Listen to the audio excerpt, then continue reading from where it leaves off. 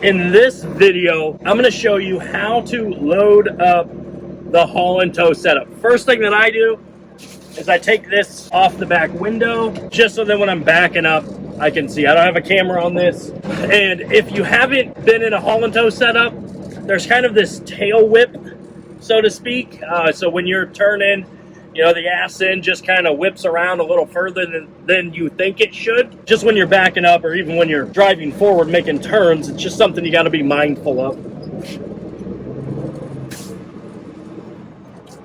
A few moments later. And then you have to make sure to leave enough room so that you can get your ramps set up and then the center rail set up. What I'll do from here is just like, any single pole, you're going to grab your VOL. You're going to go verify the VIN numbers. I'll turn my truck off just because getting the ramps and everything set up, it takes a little time. And you're going to do your pictures before you load up. At least that's what I do. Just verifying the VINs right here. And then what I'm going to do is I'm going to take pictures, front, sides, backs. Some companies, you have to upload them into your app. With IT, you don't have to do that, but you want them in case of a driver damage incident where, like one time in particular, dropping at Wheat Ridge, and it was dented in right here, just a weird kind of dent shape. And she had mentioned, hey, did you notice the dent on the front? And I was like, what? No? And so I'm like, oh, let me check my pictures. Well, sure enough, even though I didn't notice it, the pictures, captured the issue. So, if you've dropped at Wheat Ridge, you know that Jacqueline's awesome, and she'll write down no driver damage, driver noted, dent or scratch here when loading. So I'm gonna go through, take pictures, then we'll start loading up. As you're seeing, as I'm taking pictures, I'll also, if you don't do this, make sure you put this little guy on just so that it doesn't end up hitting something and falling off on your trip. I don't know if that would be a driver damage type of an issue, but try to keep everything intact. Now, one thing that I like about the iPhone 12 camera setup, and maybe it's the max setup, I don't know, but it has the 0.5 lens on it. So what I'll do is, you can see, I'm pretty close between campers, is on the photos, I'll use the 0.5 lens so that I can be right up against here and still get a full shot of the camper. Just a nice little feature. After you have all your pictures taken, depending on the unit, the model, or whatever, you're gonna look in here. Typically there'll be a key hanging right here. In most units, again, it depends on brand or whatever, I don't know. Sometimes I've had them, it's a certain brand where they have an enclosure over the propane tank and they're hidden in here, strapped to the tank. There was nothing there, so I'd assume keys and packet are, boom, right here, right there. That's what this Casa on wheels looks like. Pretty cool. And they're all kind of the same. Nice little bunk beds. And then once you get the packets, lock the doors. And I just set these right in here in the Freightliner. So I just have a little basket right here.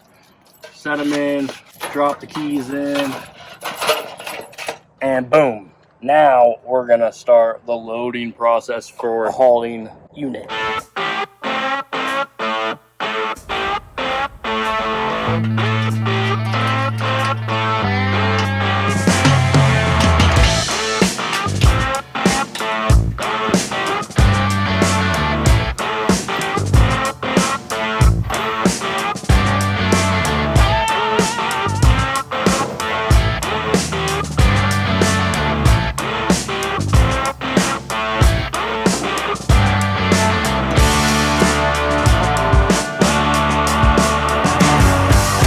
I'm going to try to line it up just best as my eye can with the tires on that first unit.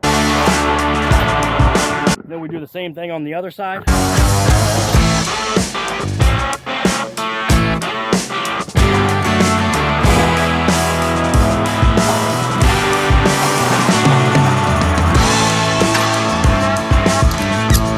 Now we'll take the center rail, off.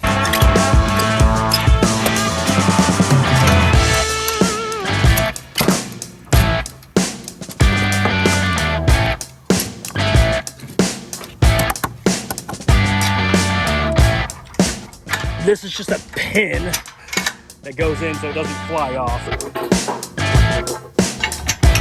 So now we go ahead, we get the winch set up. We're gonna unwinch it.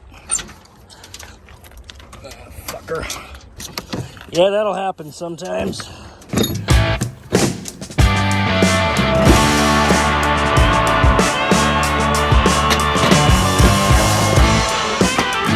And if you don't have a wireless remote, you should get one if you're in the haul and tow, the haul and tow or multi-haul division. Definitely a lifesaver.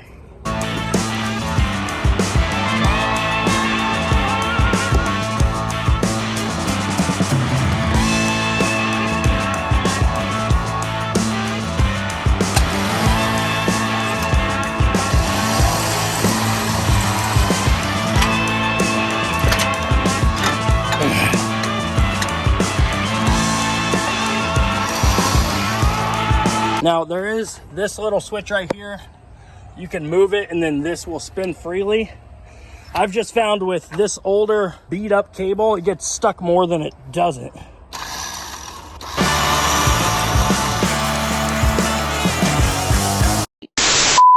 Okay, you get the point. This is hard one-handed.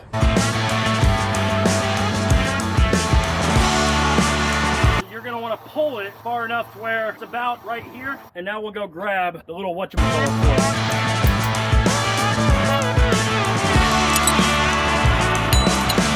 Not sure if you got any of that.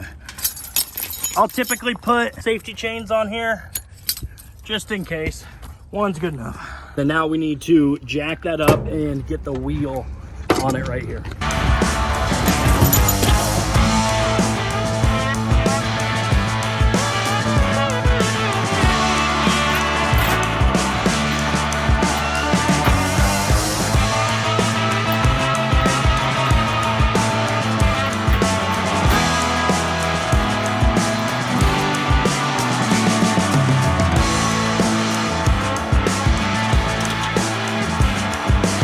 Well, first, you got to take it back down so you can get your jack out of there.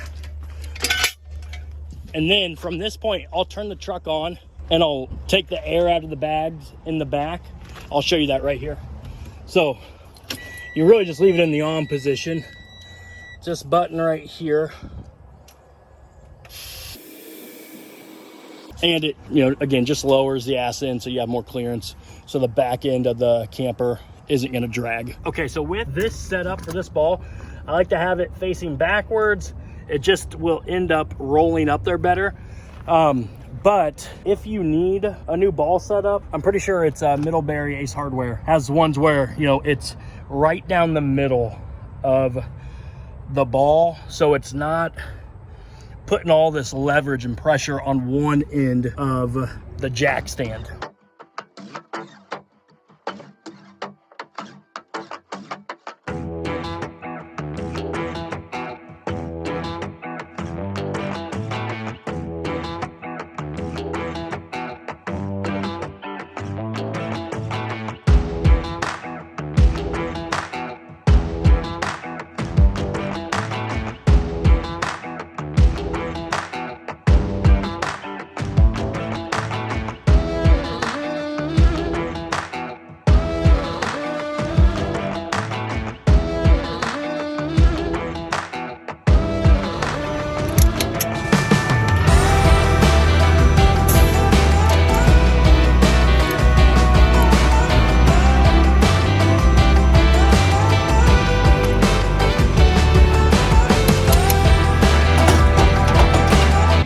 The hitch for the tow behind, and then I'm sure there's different setups. So I have a 2 5/16 and then a 2-inch receiver for these. You've seen me struggle with this, so if you can pull it up far enough, you don't have to worry about getting the extension out. Sometimes you just can't though, whatever the reason may be. So I would assume if you don't have an extension on your haul and tow rig, you could find yourself up a creek with no paddle real quick. But yeah, did I mention it's hot as balls here?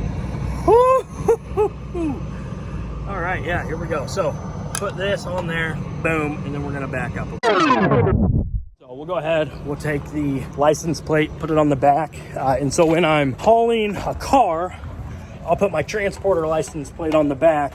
Typically it's over my personal license plate, but since I think somewhere on a wheat ridge run, I bottomed out and that baby took off flying. So I typically just use my transporter plate on the back all the time, unless hauling and towing, at which point then it goes on the back right here. But tip, if you're a zip tie user, stop it. These things are a little past their prime, but let me show you a picture of why you don't have to use zip ties and you can just have these always attached. So right there, zigzag them. I used to not zigzag them, but these are just cheap Harbor Freight ones. They've gotten stretched out, but otherwise I just go, you know, around, loop it down, around on each side. So we have that. After we get hooked up, which we'll go ahead, just raise this baby all the way up. After we get it hooked up, then I'll get the battery, hook that up. Obviously, get the 7-pin hooked up, safety chains. With the haul and tow division, again, if you're with IT, we're exempt from the new weight distribution hitch system. I always used them when I did single poles, but whatever.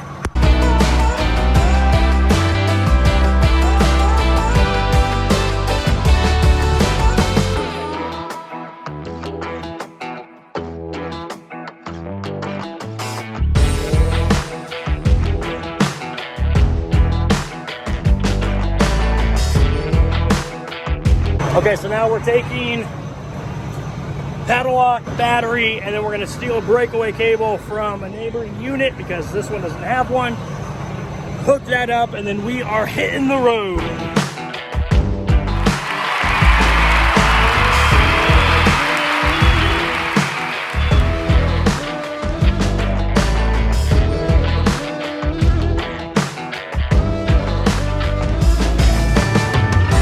I'll loop this stolen breakaway cable through here. Hook it in.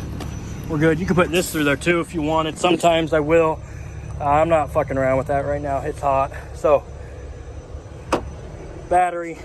So I'll hook up the positive first. So then if the ground is touching anything, it doesn't matter. It's grounded. And then obviously use those. Just faster.